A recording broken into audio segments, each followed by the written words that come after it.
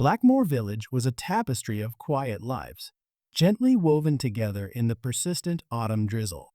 The village green, thread of the community, where neighbors exchanged pleasantries under umbrellas and shared cups of tea in cozy parlors. The villagers, threads of steadfast routine, each connected in ways unseen, everyone belonging, everyone with a place in the pattern. Then Mr. Edward Thornley was found dead in his study on a rainy evening, and the tapestry began to unravel.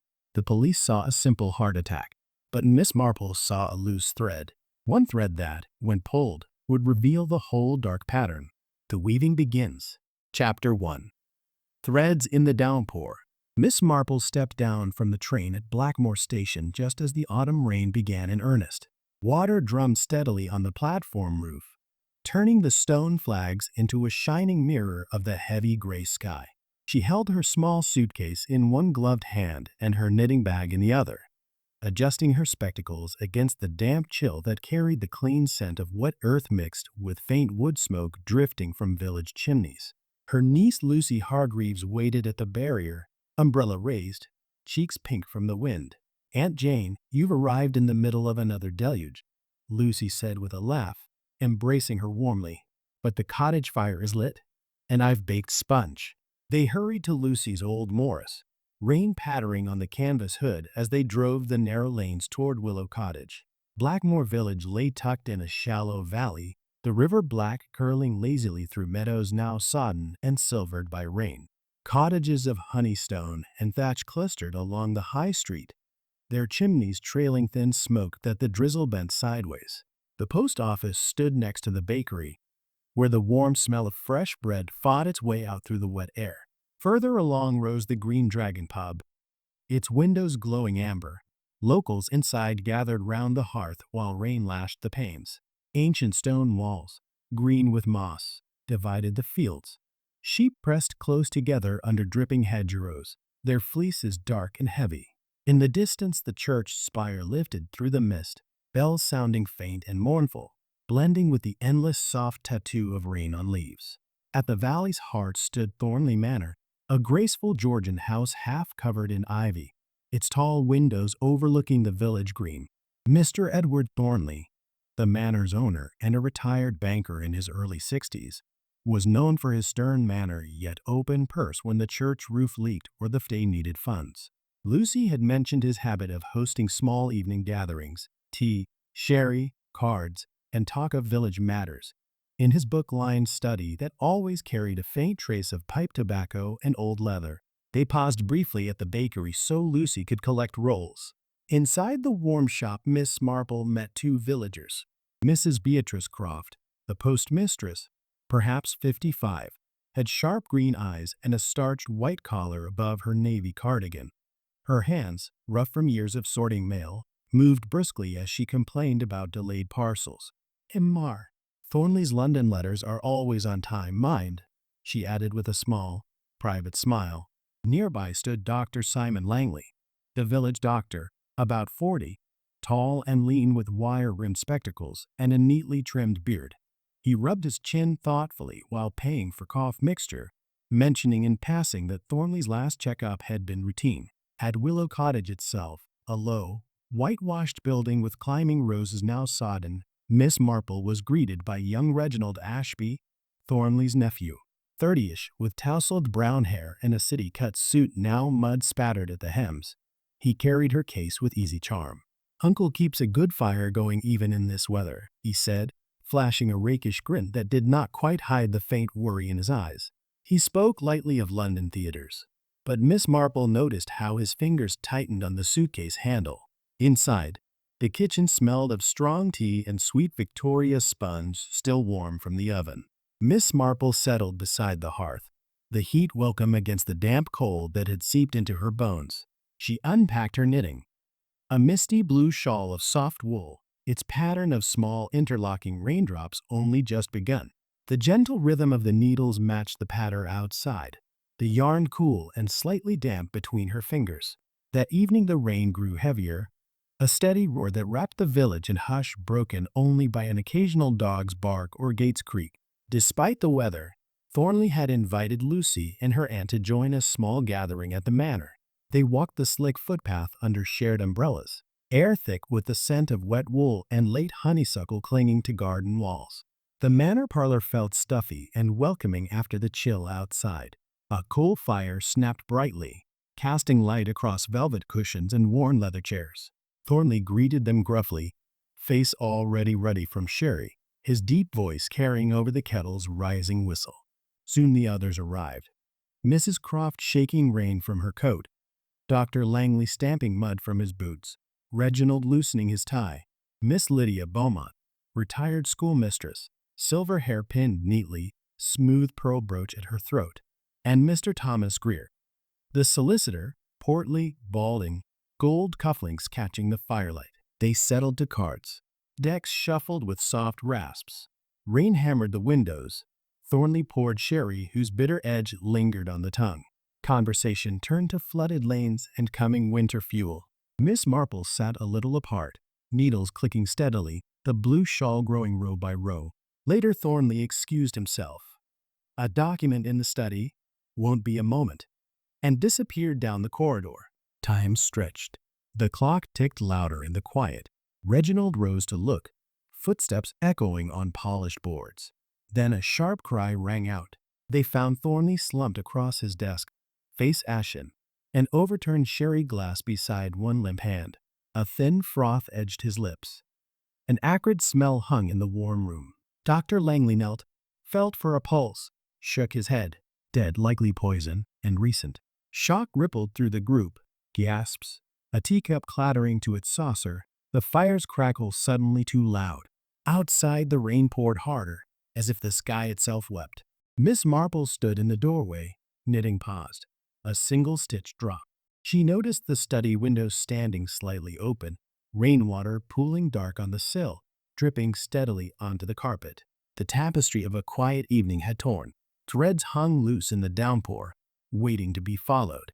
Do you see where this thread leads, dear listener? A knot forms in this story. Can you feel it tightening? Miss Marple's needles paused. She had noticed something.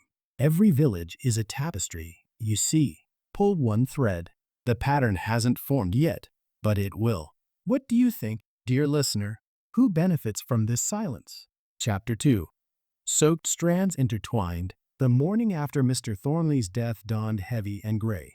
A fine mist still hung over Blackmore, turning every hedge and stone wall into a dripping outline. Inspector Craddock arrived from the county station in a long black car, his trench coat already dark with damp as he stepped onto the manor gravel. He set up a makeshift headquarters in the parlor, where yesterday's fire had died to cold ash and the velvet cushions still held the faint scent of sherry and pipe tobacco. Miss Marple sat quietly in a low armchair near the window, her knitting bag open on her lap. The misty blue shawl had grown a few more rows overnight. The raindrop pattern looked a little more tangled now, as if the yarn itself sensed the snarl of questions forming in the village. She worked steadily, needles clicking in the hush, while villagers gathered outside the gates in small knots, their umbrellas black mushrooms against the mist. Inspector Craddock began with the group from the previous evening. He noted the study carefully, the spilled sherry glass on its side, a dark stain spreading across the blotter, the window ajar just enough for rain to have pooled on the inner sill, the acrid, medicinal bitterness still lingering in the warm room. Poison almost certainly, he said to his sergeant. Administered in the drink, I'd wager. We'll need statements from everyone. First he took Reginald Ashby into the smaller drawing room, where a new fire had been lit. The flames crackled against the morning chill, casting moving shadows across the bookshelves. Reginald paced near the window, his city suit creased, silk tie pulled loose. His hand shook slightly as he lit a cigarette. Miss Marple followed quietly and settled in a corner chair, unnoticed for the moment. Reginald turned at the sound of her needles. Miss Marple, isn't it? Terrible business. Very terrible, she agreed gently. Would you tell us again about last evening, Mr. Ashby? Reginald exhaled smoke toward the ceiling. Uncle was in fine form at first, parring drinks. Laughing at his own jokes, I was partnered with Miss Beaumont. We played until 8:30 or so. When he said he needed a paper from the study, I stayed at the table the whole time. Never left my seat until his delay became too long and I went to look. He ran a hand through his tousled hair. Found him like that. Called the doctor straight away. Didn't touch a thing. Preoccupied. Mentioned debts in London, but nothing desperate. I'd borrowed a bit from him, yes, but we were square.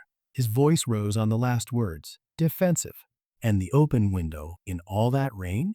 Miss Marple noted privately how his eyes slid away whenever the sherry decanter was mentioned on the side table.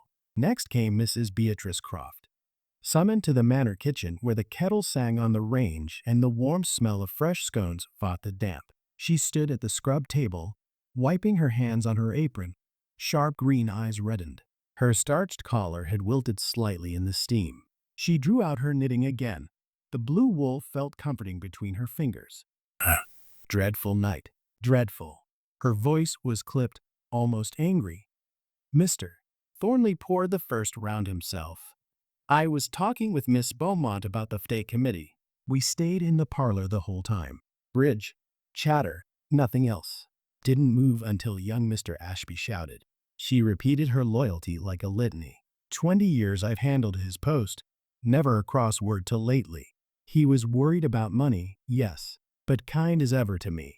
She added, almost too quickly, as God is my witness, I never went near that study door. Miss Marple murmured. The rain was very heavy. One might not have heard footsteps outside. Beatrice gave a short laugh, but her fingers twisted the tea towel into a tight knot. Reginald's borrowing from his uncle, Beatrice's long closeness to Thornley, both hinted at deeper ties. Alibis overlapped neatly in the parlor, yet tiny cracks appeared. Who exactly had refilled the decanter?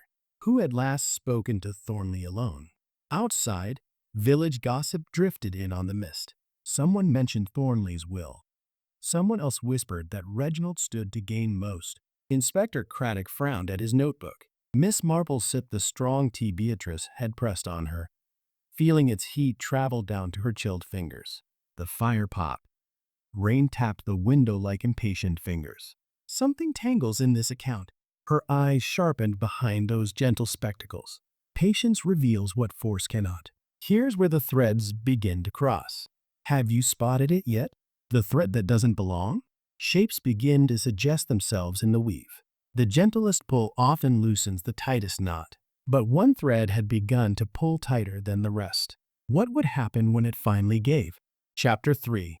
Knots under storm clouds. By midday, the fine mist had thickened into proper rain again, drumming on rooftops and turning every lane into a shallow river of reflected sky.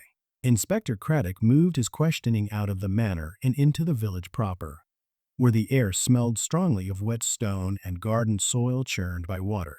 Miss Marple walked with Lucy on small errands, her sensible shoes splashing through puddles, umbrella held high. In her knitting bag, the misty blue shawl had advanced another inch or two. The raindrop motifs now looked more intricate, almost knotted, mirroring the way new suspicions were beginning to tangle. First, they called at Dr. Simon Langley's surgery, a neat brick building on the edge of the green. Inside, the waiting room smelled faintly of lemon verbena, disinfectant, and old magazines. The fire in the grate gave a comfortable warmth against the damp cold seeping through the windows. Dr. Langley appeared from his consulting room, wire-rimmed spectacles slightly fogged, neatly trimmed beard still damp from the short walk across the yard. He rubbed his chin in that thoughtful way of his as he invited them in. Miss Marple settled into the patient chair opposite his desk, drawing out her knitting without ceremony. The soft wool felt reassuring between her fingers as the needles resumed their quiet rhythm. A dreadful thing, Simon began, voice low and measured. I arrived at the manor about 6:50 that evening, early, as I often am when Thornley hosts. He complained of a touch of indigestion. I advised moderation with the sherry. He leaned back. We all stayed in the parlor from 7 onward, bridge until 8:30, when he excused himself for the study. I was partnered with Mr. Greer the solicitor, never out of sight of each other. When young Ashby called us in, I found no pulse. The body was still warm. Poison, almost certainly cyanide, quick bitter, fatal in minutes.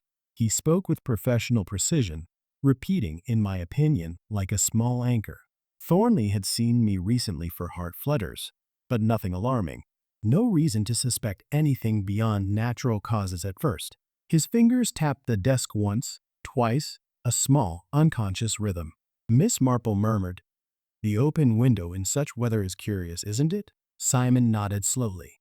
Perhaps he wanted air after the stuffy parlor, or someone opened it after.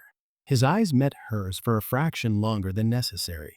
Privately, to the listener, Miss Marple observed how his tapping fingers quickened whenever the decanter was mentioned, a small tell like a snag in otherwise smooth fabric. Next, they visited Miss Lydia Beaumont in her tiny cottage behind the church. The parlor smelled of dried lavender and beeswax candles. Shelves of old books gave the room a quiet, scholarly hush. Lydia greeted them with precise courtesy, silver hair pinned neatly, pearl brooch gleaming at her throat. Her hands folded a crisp linen napkin as she poured tea, movements economical and controlled. Miss Marple took the offered seat on a velvet cushion, the fabric soft beneath her. She resumed the blue shawl. The yarn's slight scratchiness grounded her thoughts. "How very sad for us all," Lydia said, voice clear and schoolmistress sharp. "I arrived a little after 7:15. Thornley was already pouring drinks. I partnered young Mr. Ashby at bridge. We played steadily until he left for the study. I remained in the parlor, chatting with Mrs. Croft about the day arrangements. The rain was so loud we hardly heard anything else." She adjusted her spectacles. "No one left the room that I noticed. When the cry came, I was as shocked as anyone." She spoke of her long committee rivalry with Thornley, stubborn man, but fair in the end. "We disagreed often, but never bitterly." Her fingers touched the pearls once, a small, habitual gesture. "The rain must have masked many sounds," Miss Marple observed gently. Lydia gave a small, tight smile. "Indeed, one could slip in and out unnoticed, I suppose." But her voice held the faintest quiver when she mentioned the sherry. Village gossip swirled later at the Green Dragon, where hushed voices carried over the clink of glasses and the crackle of the fire. Someone mentioned a missing vial from Dr. Langley's surgery, cyanide for pest control. The story went. Suspicion turned briefly toward Reginald, who had visited the doctor earlier that week for a headache powder. A red herring, perhaps, but it spread quickly. Reflection #1. Shortened for length. As Miss Marple walked home through the rain, she thought how every village is a tapestry of lives knotted together more tightly than strangers ever guess. Secrets do not hide in isolation. They bind people. Reginald's debts pulling at Beatrice's loyalty. Simon's professionalism tangling with Lydia's old grudges. Patience is the only true unraveler. Dear listener, force tears the cloth. A gentle touch reveals the pattern beneath. In time, the design shows itself, and what seemed chaos becomes something ordered and sad and human. This thread stretches further than it first appeared. The story snags here. Did you notice where? She smiled softly, the smile of one who sees what others miss. People think their secrets are hidden, but secrets are threads, and threads connect. Step back with me. What design do you glimpse? If you were Miss Marple, which thread would you pull first? Truth and lies twist together in these words. Hold this thread gently. We'll need it later. Weaver method #2. Condensed. The thread. Dr. Simon Langley and Miss Lydia Beaumont. They corroborated each other so smoothly during questioning, you notice. Their threads aligned like warp and weft already matched. Once, perhaps, they worked together on village health drives. What changed the harmony? And yet now their stories mirrored too perfectly, as if rehearsed. The knot. Both admitted being near the drinks tray just before Thornley poured his last glass. Both claimed the sherry tasted normal. Both recalled him wincing at the bitterness, but blaming the quality. A knot forms, the same knot, tied from opposite ends. One says the bottle was full. The other remembers it low. The accounts should match. They don't quite. The pattern. It reminds me of Dr. Haydock and Miss Hartnell in St. Mary Mead. Everyone thought their frequent meetings were purely charitable, but I noticed the increase in her prescriptions after his visits. The truth was she hid an old addiction. He covered for her out of compassion. Their thread wasn't mere courtesy, but quiet enabling, woven from pity and shame. Some knots look like help but hide harm. The keen eye spots them in two perfect agreements. The weave revealed. So what truly links Dr. Langley and Miss Beaumont? What thread pulls tight when the decanter is named? Follow it with me. It leads somewhere shadowed. The storm clouds held their knots tight, rain washing the village clean on the surface. But beneath, threads strained. One small revelation was coming. How much tighter could the tangle grow before it snapped? Chapter 4. Weaving through the mist. The rain held off for a few hours the next morning, leaving a thick white mist that clung to the valley like wet cotton wool. Every sound was muffled, the distant bleat of sheep, the slow drip from thatched eaves. The crunch of gravel underfoot turned soft and spongy. Blackmore felt smaller in the fog, the cottages and walls half dissolved, as though the village itself were trying to hide its secrets a little longer. Miss Marple set out early with her sturdy umbrella and sensible shoes, the misty blue shawl tucked safely in her bag. Overnight the pattern had grown more tangled. The raindrop motifs crossed and recrossed in ways that seemed almost deliberate, reflecting the deepening puzzle. She walked slowly, pausing now and then to peer at small details. The way a gate latch had been recently oiled, the faint footprint preserved in soft mud near a hedge. Her first call was at Mr. Thomas Greer's solicitor's office on the High Street. The narrow building smelled sharply of ink and old paper, with a faint undernote of furniture polish. Thomas himself sat behind a broad oak desk, portly frame squeezed into his chair, gold cufflinks catching the weak light from the window. His balding head glistened with a light sheen of perspiration despite the cool stone floor underfoot. He rose politely when she entered, clearing his throat twice in quick succession. Miss Marple. A sad business, this. Very sad. He gestured to the visitor's chair, its cracked leather cool against her back. Miss Marple settled herself, drew out her knitting without haste. The needles resumed their soft clicking. The blue wool felt slightly damp from the mist outside. Would you mind going over the evening again, Mr. Greer? She asked gently. Thomas folded his hands on the blotter. I arrived at the manor shortly after 7. Thornley and I spoke briefly in the hall about a small amendment to his will, nothing of great consequence. We joined the others for bridge. I partnered Dr. Langley. We never left the table. Thornley excused himself at 8:30 for a document. We continued playing until Ashby's cry brought us running. I helped Dr. Langley secure the room, touched nothing else. He spoke in measured, legal phrases, repeating, to the best of my recollection, like a cautious refrain. Thornley was updating certain provisions, family matters, you understand. He trusted me implicitly for 20 years. His throat cleared again, a small dry sound in the quiet room. Miss Marple murmured, wills can sometimes stir strong feelings, can't they? Thomas hesitated for the first time. Only among those who expect more than they deserve, he said carefully. But Reginald was the principal beneficiary. No surprise there. His eyes flicked to the window, avoiding hers. To the listener, Miss Marple noted privately how his cufflinks glinted each time he moved his hands, a nervous tick, as though he wished to adjust something he could not quite reach. Later that morning, Inspector Craddock examined the study again with fresh eyes. The wet footprint near the desk had dried into a faint outline. The rain had made any outdoor trail impossible to follow, but the open window still nagged. Miss Marple, standing quietly in the doorway, pointed out a small detail. A single blade of grass caught in the window frame, bright green against the dark wood. Someone had come that way, perhaps not an intruder, but someone familiar enough to know the garden path. Tension rippled outward through the village. At the post office, Beatrice Croft served customers with shorter answers than usual. Her sharp green eyes shadowed. In the bakery, customers whispered over warm loaves. Reginald's name came up often, linked to his uncle's recent loans. Dr. Langley's surgery saw fewer callers. People hesitated at the door, glancing back toward the manor. Miss Marple walked the hidden path behind Thornley Manor, the one that skirted Miss Beaumont's cottage and led to the river. Damp grass clung to her hem. The air smelled of wet earth and bruised leaves. Near the garden gate, she found a scrap of white fabric caught on a thorn, linen, perhaps from a handkerchief.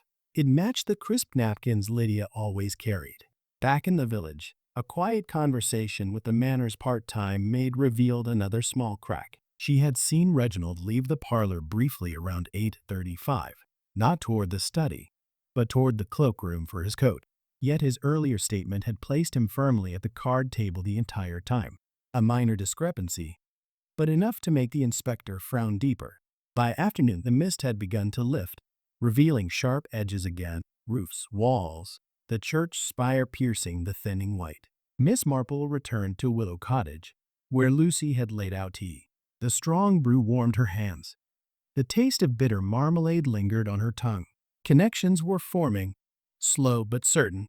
Beatrice and Thomas had been seen walking together several evenings the previous month, heads close, voices low. Business, they claimed.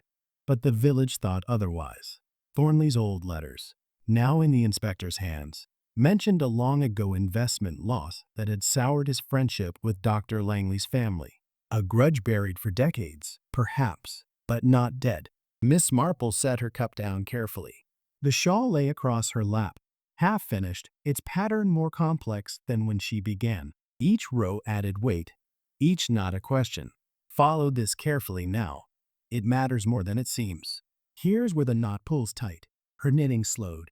A crucial thread had appeared in her mind. Some truths are woven so deep they become invisible. The pattern shifts with each new revelation. Does this remind you of someone you know? Human nature repeats. A snarl in the fabric. Someone's fingers slipped. Can you feel it? We're getting closer to the heart of the knot. The mist had cleared, but the thread still wove through shadow. One surprising connection had just come into view. What darkness would it throw next? Chapter 5. Unraveling downpours. The rain returned with sudden fury that afternoon. No longer gentle mist, but a full, drumming downpour that turned lanes into rushing streams and hammered the roofs like impatient fingers. Blackmore seemed to crouch under the deluge, windows glowing dimly against the gray, every chimney trailing smoke that the wind tore sideways. Inside Willow Cottage the fire burned bright, but the warmth could not quite reach the chill that had settled deeper than weather. Miss Marple sat by the hearth with her knitting spread across her lap. The misty blue shawl had grown noticeably. The raindrop pattern now twisted and overlapped in complex knots, each row heavier than the last, as though the yarn itself carried the weight of revelations piling up. She worked steadily, needles clicking in time with the rain, while Lucy moved quietly in the kitchen, the kettle whistling against the storm's roar. The first real break came just before tea. Inspector Craddock arrived at the cottage door, coat streaming, face grim. He accepted a towel and a cup of strong tea before speaking. "We have a witness," he said quietly. The Manor's kitchen maid. She saw Reginald Ashby leave the parlor at 8:35 and head toward the study corridor, not the cloakroom as he claimed later. He was back within 3 minutes, but that window of time fits exactly with the moment the poison would have taken effect. Reginald was summoned to the Manor parlor that evening. The room felt smaller now, the fire too hot, the velvet cushions damp from Tracton rain. Reginald stood near the window, hands clenched at his sides, tousled hair plastered from the short dash through the downpour. His rakish smile had vanished entirely. "I didn't poison him," he said at once, voice raw. "Yes, I went to the study, but only to speak to him privately. He'd been pressing me about the money I owed. I begged for more time. He was angry, said he'd cut me from the will if I didn't repay by month's end. I left him alive, shouting after me. I swear it." His alibi cracked wide open. The maid confirmed the timing. A half-burned note found in the study grate mentioned debts. Final warning. Yet no cyanide on his hands, no vial in his pockets. He had motive, opportunity, but the method did not quite fit. Then came the greater storm. Beatrice Croft asked to speak privately with the inspector and Miss Marple in the Manor library. The room smelled of old books and damp wool. Rain lashed the tall windows like accusations. Beatrice sat very straight, hands folded in her lap, sharp green eyes swimming with tears she refused to let fall. "I loved him," she said simply, "for 12 years. Quietly. He promised we'd marry once his finances were settled. He said the debts would clear, the manor would be secure. Then he kept delaying. Said it was for my reputation, for the village to see us properly. But I knew he was afraid of losing status of gossip." Her voice cracked. "Last month he ended it. Said it was better this way. I poured his drinks that evening like always. I never added anything. As God is my witness, I never harmed him. The confession poured out in a rush. Letters hidden in her desk drawer proved the long affair, tender notes turning sharp with disappointment. Thornley's gambling debts had grown. He had used her savings to cover small amounts, promising repayment that never came. Motive clear, but again, no direct evidence of poison. Her hands had been near the decanter, yes, but so had others. The emotional confrontation unfolded in the parlor later that night.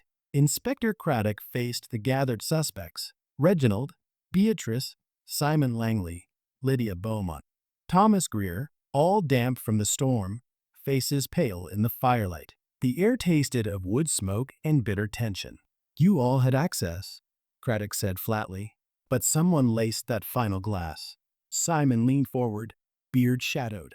Thornley had been blackmailing me for years, over a medical mistake long ago that cost a patient's life. He held the proof. I paid to keep it quiet. That night he hinted he might expose me anyway. I had reason to wish him silent, but I did not kill him. Lydia's voice cut in, precise and cold. He ruined my family in that old land deal. My father lost everything. I never forgave him. But words were all I had left. Thomas cleared his throat. I helped cover the deal legally, under pressure. Thornley held that over me too. Reginald exploded. You all hated him for something, but I was the one he threatened to disinherit. Beatrice stood suddenly. Stop this. He used us, all of us. But none of us are murderers. Her voice broke. Or are we? The room fell silent except for the rain and the fire's crackle. Miss Marple's needles had paused completely. She watched with quiet compassion and certainty. Victim's hidden life lay exposed now. A man who charmed and controlled, who borrowed affection and money alike, who kept secrets like weapons. The safe in his study yielded ledgers of debts, payments to Simon, promises to Beatrice, threats veiled as advice. A second red herring surfaced when a small bottle labeled cyanide solution was found in Lydia's garden shed, meant for wasps, she insisted, but placed there recently. Suspicion swung toward her committee rivalry, yet the bottle's label was too clean, too new. Miss Marple resumed knitting slowly.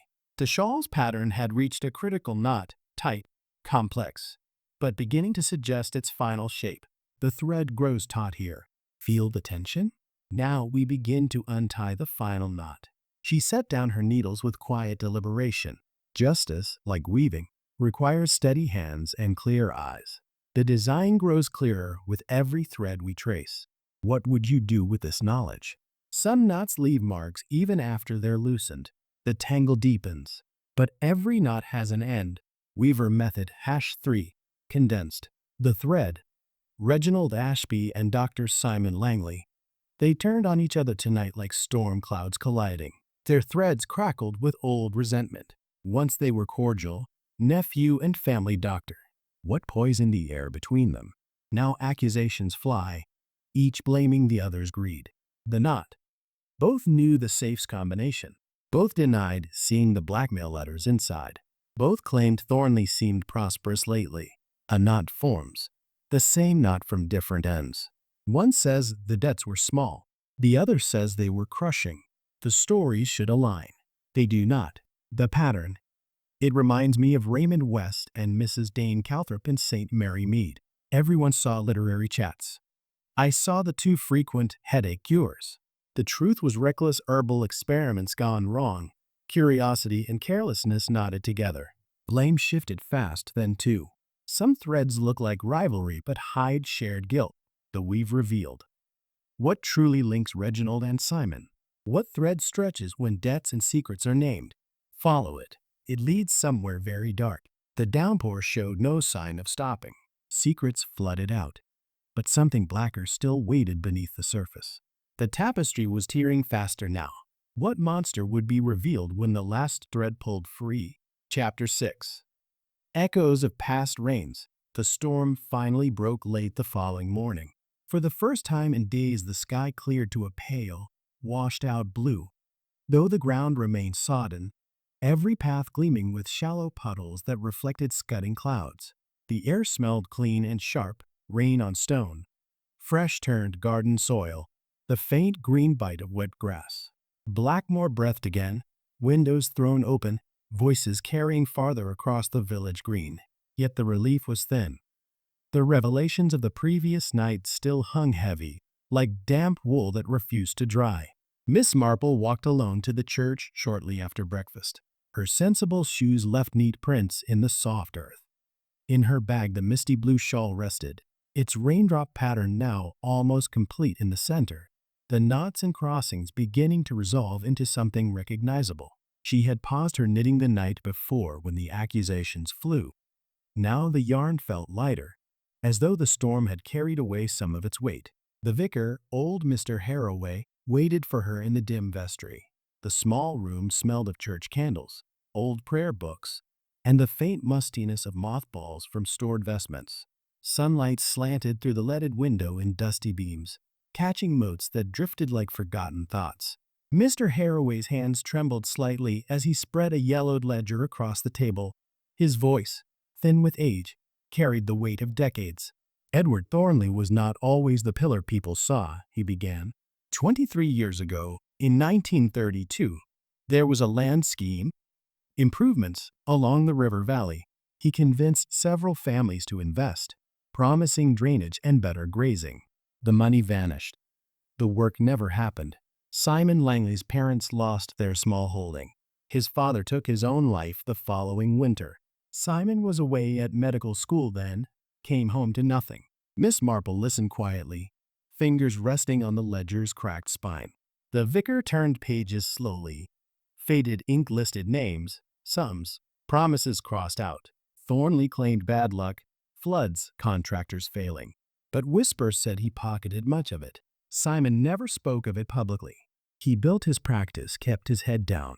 But I saw the look in his eyes whenever Thornley's name came up at parish meetings. She asked gently, "Did Thornley ever make restitution?" Bits and pieces over the years. Anonymous donations to the church fund. A new roof for the Langley cottage after the old one collapsed. Simon accepted them without comment. But last month, Mr. Harroway hesitated. Thornley showed me a letter, old, creased. It was from Simon's mother, begging for help before she died. Thornley kept it all these years. He hinted he might share it if Simon pressed him on certain matters. Miss Marple's eyes sharpened behind her spectacles. Blackmail? Call it leverage. Simon came to me 2 weeks ago, asking if I remembered the details. He said he'd found proof, letters in Thornley's safe. He wanted to know if the church had records too.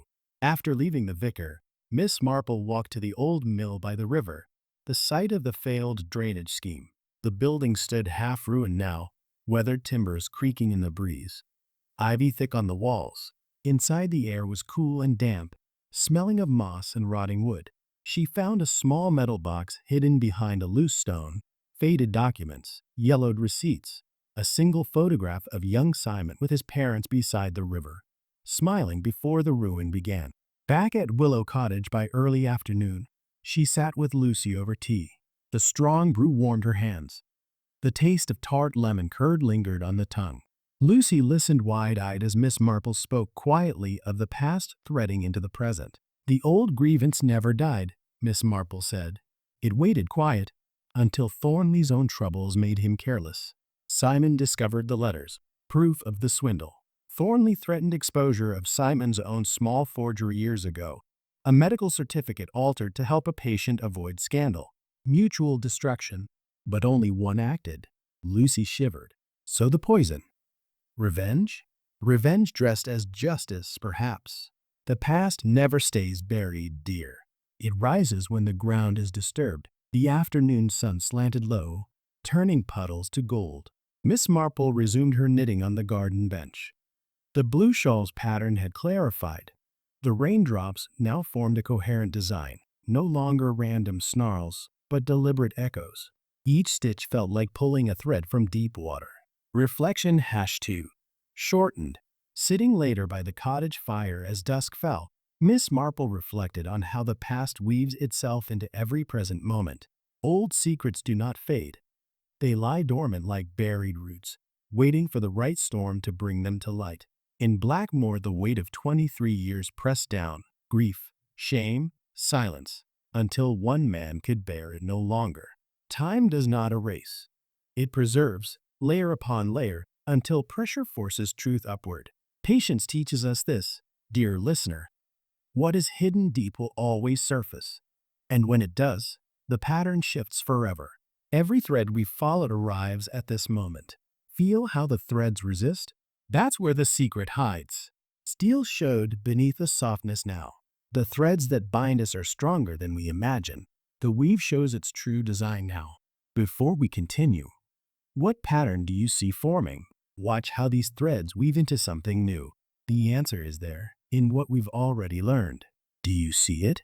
The old rains had echoed long enough. Motive stood clear now, sharp as lightning after thunder.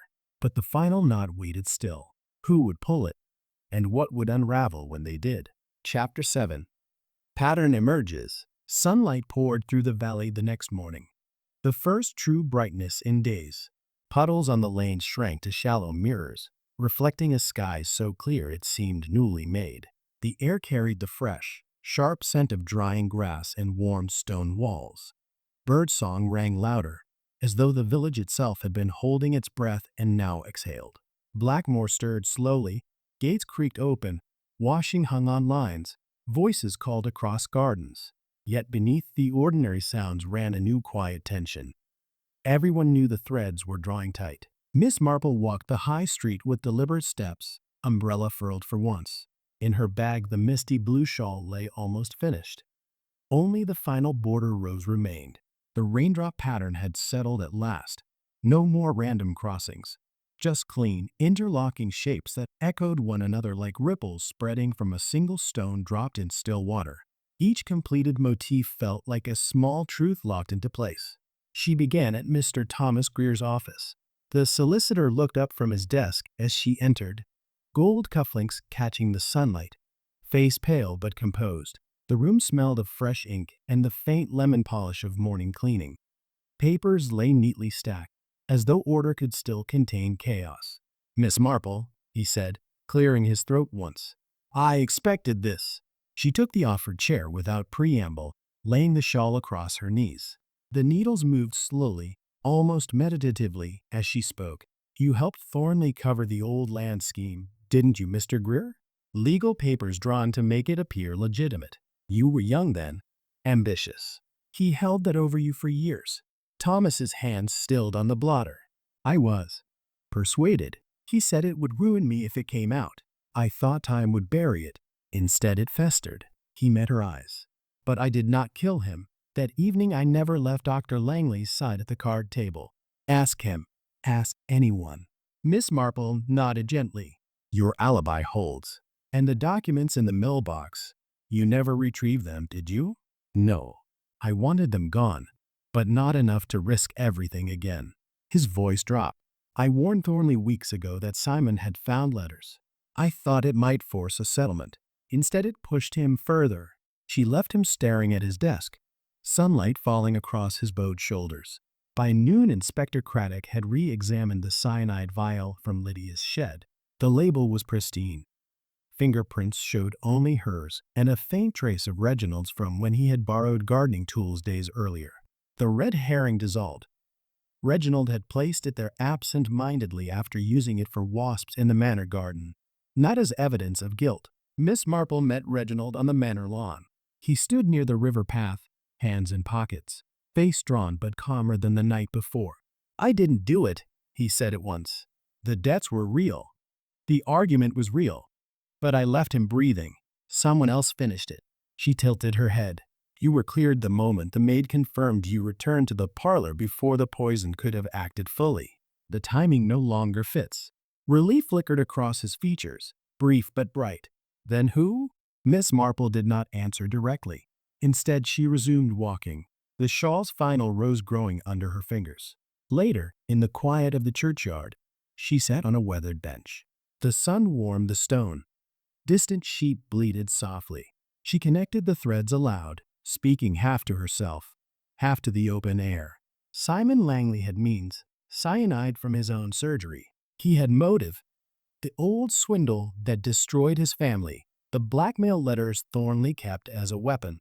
He had opportunity, During the evening he had checked Thornley's pulse in the study after the collapse, but the poison had already been in the glass. The beard hair found in the spilled sherry matched his neatly trimmed style. A single strand overlooked until now. The method crystallized. Simon suggested the sherry for indigestion early in the evening. Then, when Thornley stepped away briefly to speak with Reginald, slipped into the study through the garden window he knew well from past house calls. A quick drop into the decanter, enough to taint the final pour. The open window afterward was misdirection, suggesting an outsider. But the rain had betrayed him. The wet footprint matched the tread of his own boots, preserved in the mud outside. Miss Marple paused her needles, eyes sharp behind her spectacles. The pattern lay complete before her, every thread accounted for, every knot explained. St. Mary Mead parallel #3, shortened. This emerging clarity reminds me of the curious case of Basil Blake and the body in the library back in St. Mary Mead. Everyone whispered scandal. Young Blake with his fast cars and late parties. The dead girl found on the Bantry's hearthrug. Motive seemed obvious. Passion, jealousy. But I noticed the garden tools misplaced. The paint on Blake's hands not from wild living, but from careful planting. The truth was innocent. A secret gift of rare flowers for the village show, hidden to surprise Dolly Bantry. Misread motives can blind us. The patient eye traces the real weave back to kindness, not crime. Miss Marple rose slowly, folding the nearly finished shawl. She knew the truth now, clear, sad, inevitable. One thread among many, but which is the true one? Here's where the threads begin to cross. Her fingers stilled on the yarn. A connection had formed. In every tapestry, there is one thread that holds the design together. Can you see the shape forming in the threads? What seemed random now shows its purpose. That particular tilt of her head meant she was weaving thoughts together. Weaver method #4, condensed. The thread, Miss Lydia Beaumont and Mr. Thomas Greer. They shielded each other quietly through every interview. Their threads ran parallel, supportive. Once they shared the pain of the old swindle, both families affected. Now they defend one another without prompting. The knot. Both knew the mill's hiding place. Both denied recent visits. Both claimed the past was buried. A knot forms. The same knot from opposite sides. One says forgiveness came long ago. The other says forgetfulness. The stories should match. They do not quite. The pattern. It reminds me of Miss Wetherby and Mr. Petherick in St. Mary Mead. Everyone saw legal meetings. I saw the protective glances. The truth was guardianship. Forged papers to save her fortune from grasping kin. Their thread wasn't conspiracy, but loyalty born of old kindness. Some alliances look suspicious but serve protection. The weave revealed. What truly binds Lydia and Thomas? What thread pulls when the past is named? It lies in mutual safeguarding. Follow it. It leads out of shadow at last. The pattern had emerged whole and clear. Miss Marple saw every thread's place. The final revelation waited only for the gathering. Chapter 8. The Flood of Truth. The following afternoon, Inspector Craddock summoned everyone back to Thornley Manor's grand parlor. Sunlight streamed through the tall mullioned windows, turning dust motes into floating gold and warming the velvet cushions and worn leather chairs arranged in a careful semicircle. The air still carried a faint trace of yesterday's rain, damp wool from coats, polished brass from the fire irons, but now it felt charged, expectant. A low fire crackled in the grate. The clock on the mantel ticked with deliberate slowness. Reginald Ashby sat on the edge of his chair, hands clasped tight between his knees. Beatrice Croft held herself very straight, sharp green eyes fixed on the carpet. Dr. Simon Langley leaned back, arms crossed, beard neatly trimmed but face pale and set. Miss Lydia Beaumont adjusted her pearl brooch with precise fingers. Mr. Thomas Greer cleared his throat repeatedly, gold cufflinks flashing each time. They waited in near silence, the tension thick enough to taste. Craddock stood near the fireplace. "New evidence has come to light," he said quietly. "Miss Marple has asked to speak." "I've agreed."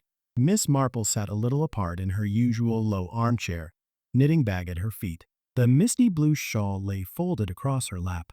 Finished at last, its raindrop pattern complete and serene, every knot resolved into quiet harmony. She spoke softly, voice carrying without effort.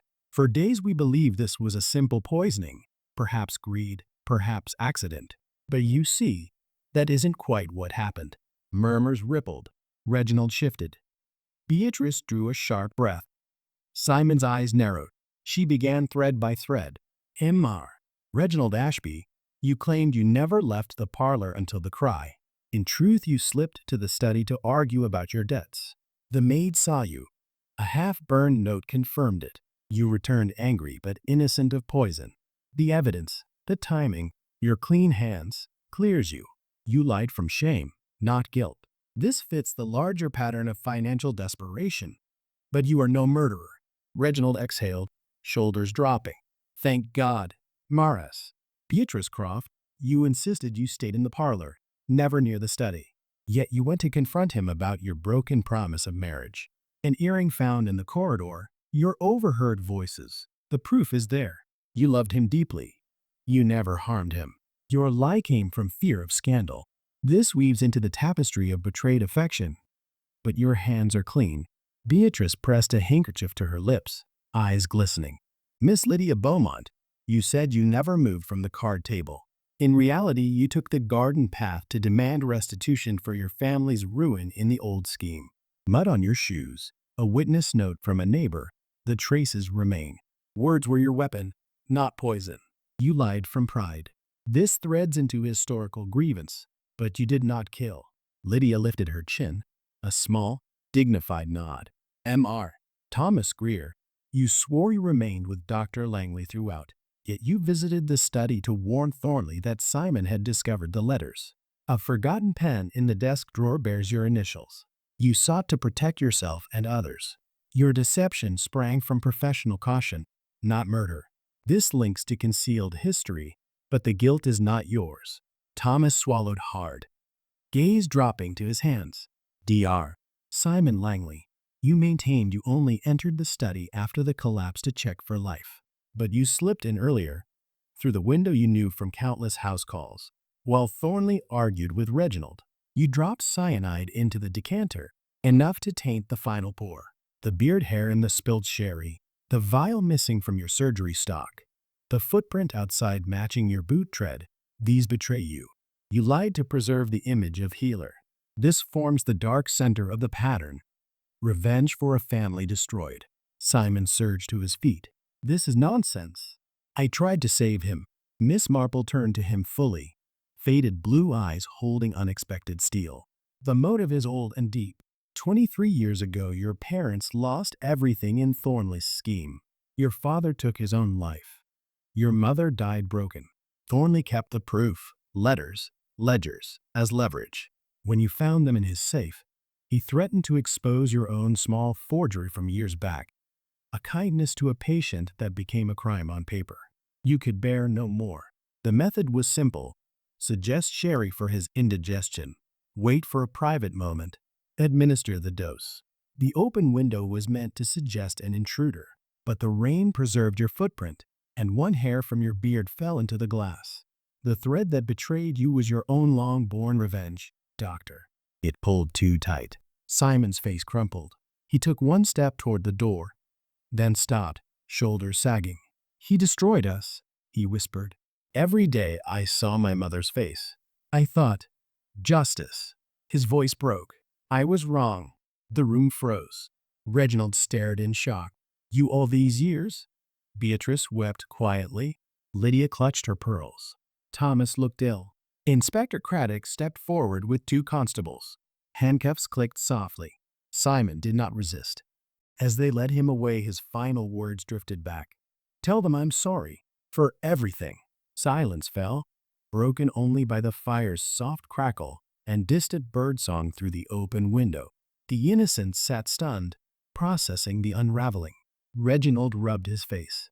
Beatrice reached for Lydia's hand. Thomas stared at the floor.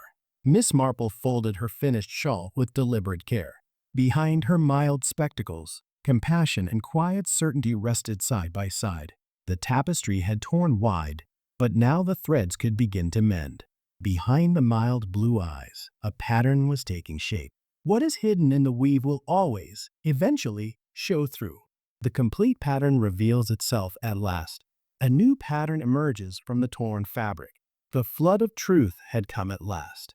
The parlor emptied slowly, sunlight slanting longer across the floor. Healing would follow, but first, the quiet after the storm. Chapter 9. After the storm. The days following Simon Langley's arrest brought a gentle, tentative calm to Blackmore.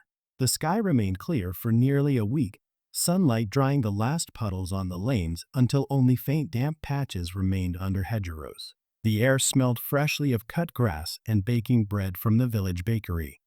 Washing fluttered on lines like flags of quiet recovery. Voices carried across the green again, ordinary greetings, small talk about the weather, the approaching harvest day.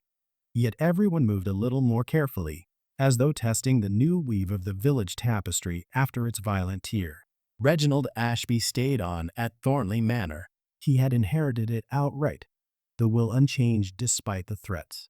The first morning after the revelation he walked the grounds alone, pausing at the river path where the old mill stood silent.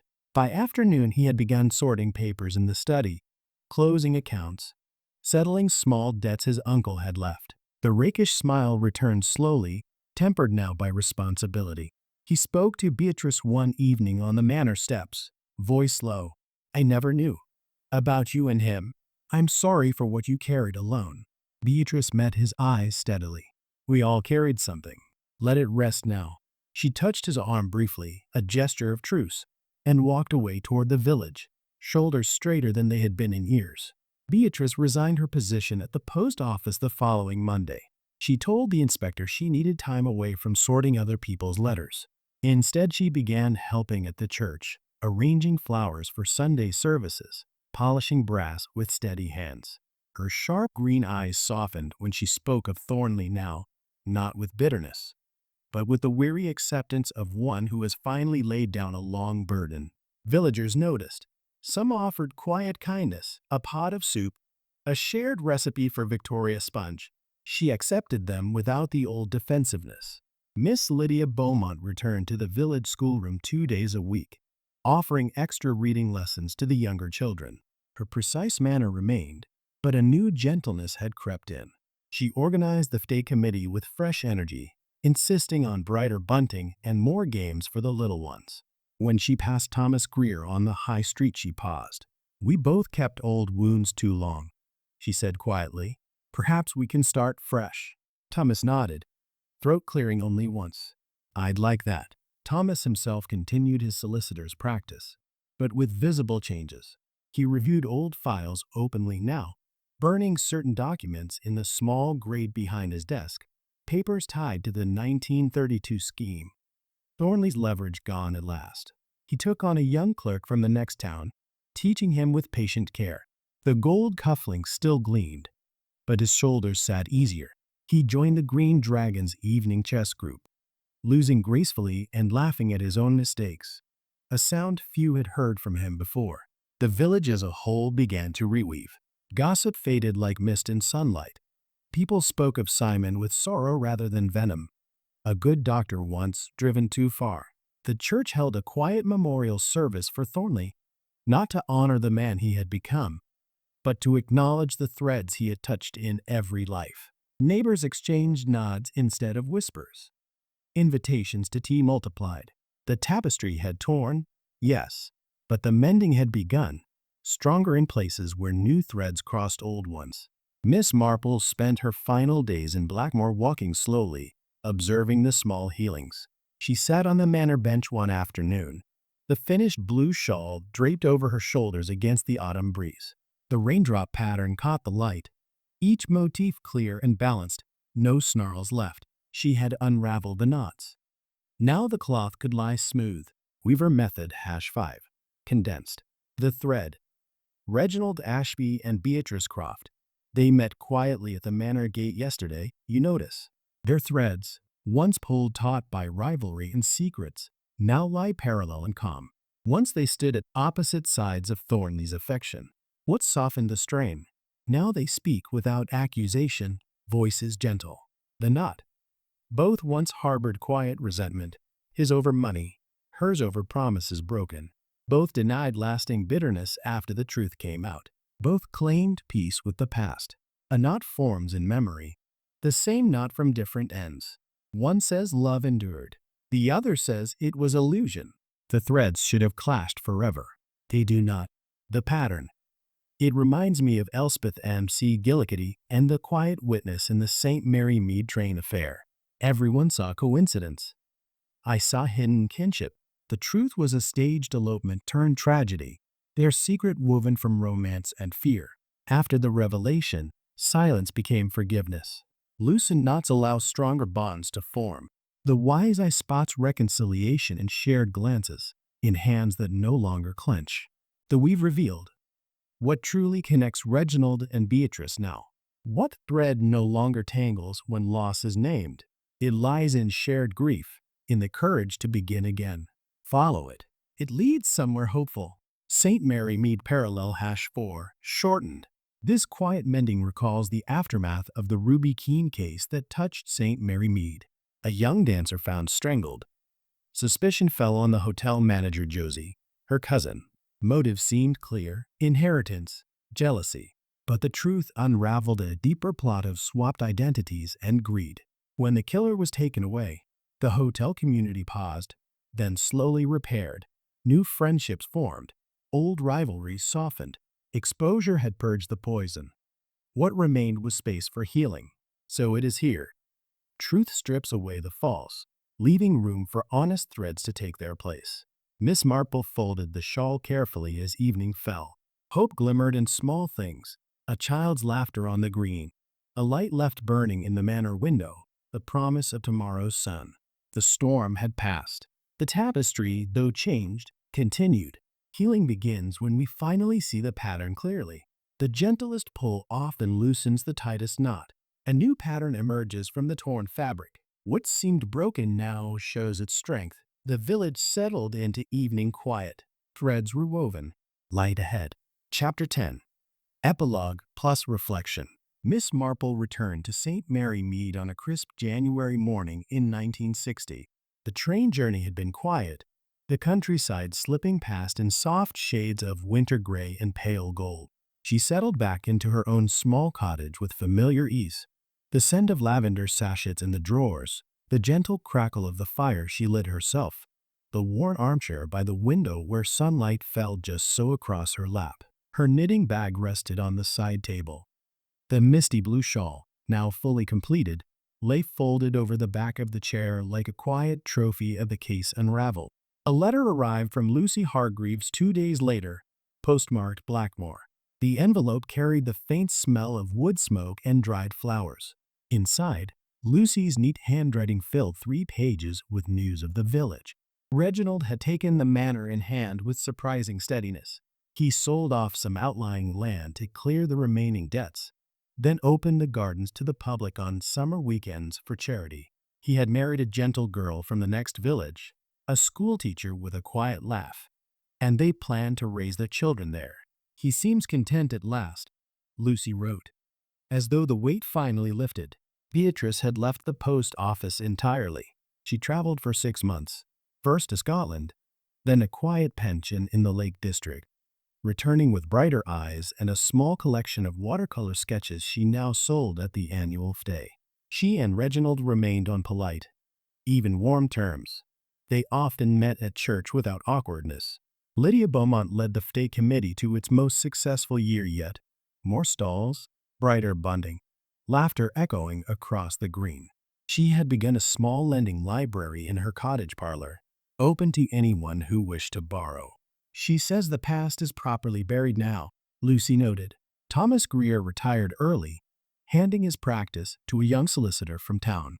He spent his days walking the river paths, sometimes stopping at the old mill to sit in silence. He and Lydia occasionally shared tea. Nothing more was said of old wounds. Simon Langley's trial had concluded swiftly. He pleaded guilty, spoke little in court, and was sentenced to life imprisonment with recommendation for mercy after 15 years. From prison he wrote one brief letter to the village church fund, asking forgiveness for the harm I caused in the name of justice. No one knew quite how to answer it, so they simply added the small sum to the roof repair. Miss Marple set the letter aside and picked up the blue shawl. She draped it over her shoulders, feeling the soft wool settle like a completed thought. The raindrop pattern caught the firelight, each motif clear, balanced, no thread out of place. The case was finished, the pattern whole. Final reflection. In the quiet of my own fireside, with the shawl warm against the evening chill, I find myself reflecting once more on the nature of human lives and the tapestries we weave together. People are remarkably consistent, dear listener. We hide truths not because we are wicked, but because we are afraid of judgment, of loss, of the unraveling that comes when secrets are pulled into light. In Blackmore, fear twisted into revenge, love knotted into silence, guilt snarled every alibi. Yet the same threads, love, fear, guilt, hope, are what bind us all. They pull us close, they tear us apart, and sometimes, when patience waits long enough, they mend what was broken. This case echoes so clearly the affair of the body in the library here in St. Mary Mead some years ago. A young woman found dead on the library hearthrug of Gossington Hall, blonde, glamorous, unknown. Suspicion fell first on young Basil Blake with his fast cars and wild reputation, then on poor Colonel Bantry himself. Everyone saw scandal, jealousy, passion, a hidden affair. But I noticed small things: the wrong shade of nail varnish, the earring that did not match, the way Dolly Bantry's hands trembled when she spoke of the girl. The truth emerged slowly: a calculated murder for inheritance, identities swapped, greed wearing the mask of family affection. Conway Jefferson, the grieving millionaire, had been deceived. Josie Turner and her lover had pulled the strings. When the killer was taken away, the village paused, shocked, grieving, then quietly began to heal. Friendships reformed, old rivalries softened, the hall gardens bloomed again. In both cases, one betraying detail, a hair, a footprint, a mismatched shade, brought the pattern into view. Guilt weighs heavy. It pulls threads askew until they must snap or be retied. We hide truths because exposure feels like destruction. Yet it is only through seeing the full design that healing begins. Patience succeeds where force fails. Dear listener, a gentle tug, a steady hand, a willingness to wait. These loosen the tightest knots. In every village, in every life, there is one thread that holds the pattern together. Sometimes it is love. Sometimes it is hope. Sometimes it is simply the courage to say, at last, this is what happened. Miss Marple smoothed the shawl across her knees. The fire popped softly. Outside, the winter dusk gathered. She thought of Blackmore's green under new sunlight, of faces slowly lifting again. Human nature repeats its patterns, but so does redemption. A knot loosened is a chance to weave anew. Until our next tapestry unfolds, dear listener,